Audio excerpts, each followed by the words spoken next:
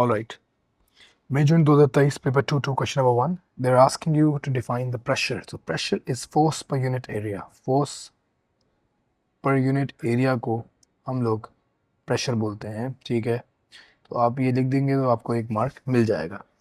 Use your answer into a part 1 to show that the SI base units of pressure are this. अच्छा, pressure का formula force over area था. Force के units हमारे पास होते हैं kg/m(-2) and the units of area are metre squared.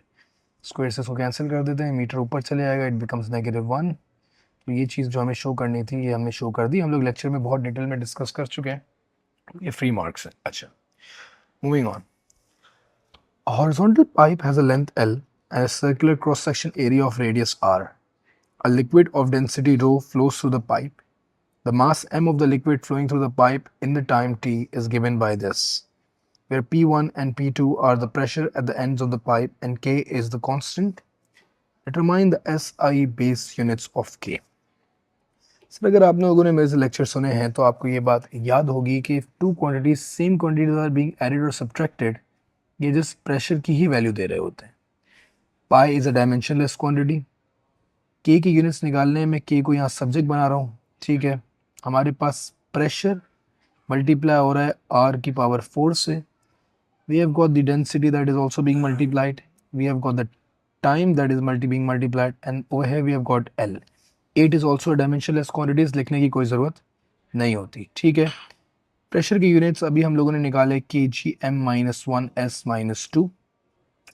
Are इस सवाल में बताया हुआ है रेडियस है, it is measured in metres to the power 4 क्योंकि पावर 4 है. डेंसिटी मेजर की जाती है kg/m-3 में.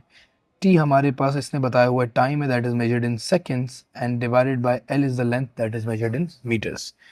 सर अब थोड़ा सा इसको साफ सुथरे फॉर्म में ले आते हैं, ठीक है. हमारे पास यहाँ पे 2 kg हैं तो kg². हमारे पास यहाँ m-1 है, -3 है और यहाँ पे 4 है, तो ये 4 इन दोनों को कैंसिल कर देगा. एक नीचे m है वो ऊपर आके m-1 हो जाएगा. सेकेंड हमारे पास यहाँ 1 है, यहाँ -2 है, तो +-2 +1 इज -1. ये हमारे पास यूनिट्स रह जाएंगे. They are going to be the base units of this particular value. अच्छा सवाल था, बस इस चीज़ को कंफ्यूज मत कीजिएगा कि 2 बार यूनिट्स नहीं डलते जब कोई क्वांटिटीज ऐड या सब्ट्रैक्ट हो रही होती है. यूनिट्स हम सिर्फ एक ही बार यूटिलाइज करते हैं. अच्छा, the experiment is performed to determine the value of K by measuring the values of the other quantities in the equation. The values of L and R each has a percentage uncertainty of 2%. State and explain quantitatively which of these two quantities contribute more to the percentage uncertainty calculated in K.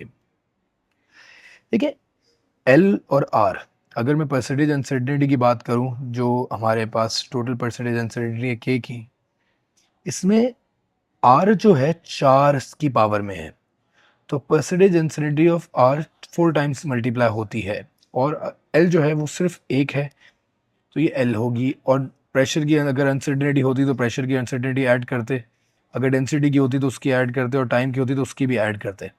But अभी सिर्फ इन 2 चीज़ों की बात कर रहा है तो मैं फ़िलहाल इसको सिर्फ आपको ये समझाने के लिए कह रहा हूँ कि जिस चीज़ की पावर ज़्यादा होती है, since R has a power of 4, its uncertainty would be 4 times, will be 4 times that of L. ठीक है, पावर ज़्यादा होने से परसेंटेज अनसर्टेनिटी उतनी टाइम्स मल्टीप्लाई हो जाती है. फ्रैक्शन अनसर्टेनिटी या परसेंटेज अनसर्टेनिटी, ये बात हम लोगों ने अपने लेक्चर में बहुत डिटेल में डिस्कस की थी. That's pretty much it for this question of May June 2023 paper 2 question number 1.